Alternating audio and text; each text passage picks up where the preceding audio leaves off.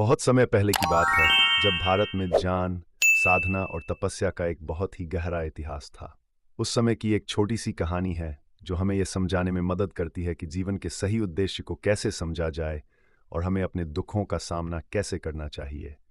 ये कहानी भगवान गौतम बुद्ध और एक लड़की की है जो दुख, आस्था और मुक्ति के रास्ते पर एक गहरी छाप छोड़ने वाली है।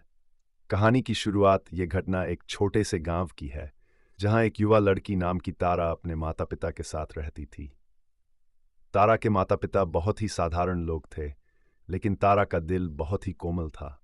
वह अक्सर अपने माता पिता के साथ खेतों में काम करती थी, लेकिन उसका मन हमेशा किसी और चीज में लगा रहता था।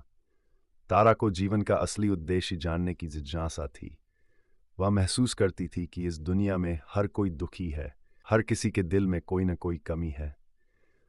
उसे यह समझ में नहीं आता था कि इस दुखों से मुक्ति कैसे पाई जा सकती है। तारा के गांव में एक बहुत ही प्रसिद्ध संत भगवान गौतम बुद्ध का आगमन हुआ। वह बहुत शांत और ध्यानमग्न रहते थे। लोग उन्हें बहुत आदर और श्रद्धा से देखते थे।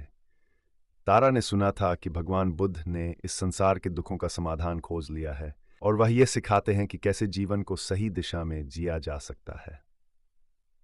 तारा के मन में एक विचार आया, अगर मैं भगवान बुद्ध से मिलूं और उनसे कुछ ज्ञान प्राप्त करूं, तो शायद मेरे दिल के सारे सवालों के जवाब मिल जाएं। भगवान बुद्ध से पहली मुलाकात एक दिन, तारा ने निश्चय किया कि वह भगवान बुद्ध से मिलेगी। उसने अपनी माँ से अनुमति ली और गांव से निकल पड़ी। कुछ समय बाद वह बुद्ध के आश्रम पहुंची।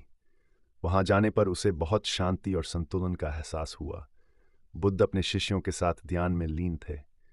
तारा ने थोड़ी देर इंतजार किया और फिर भगवान बुद्ध के पास गई। तारा ने विनम्रता से भगवान बुद्ध से कहा, भगवान, मुझे जीवन के बारे में बहुत से सवाल हैं। मैं जानना चाहती हूँ कि यह संसार दुखों से क्यों भरा हुआ है और हमें इस दुख से मुक्ति कैसे मिल सकती है। भगवान बुद्ध ने उसे शांति से देखा और कहा, प्रिय तारा, तुम्हारे सवाल बहुत सही हैं।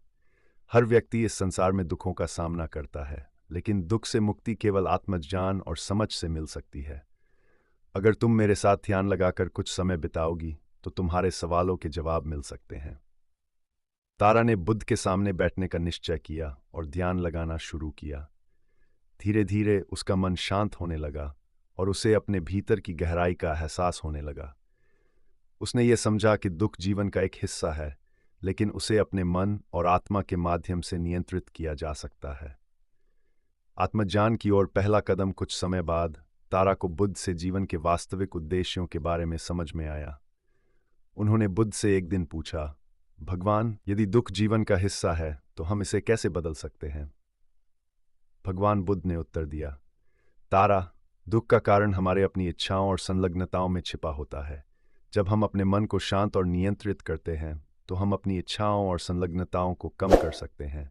यही आत्मज्ञान की पहली सीढ़ी है।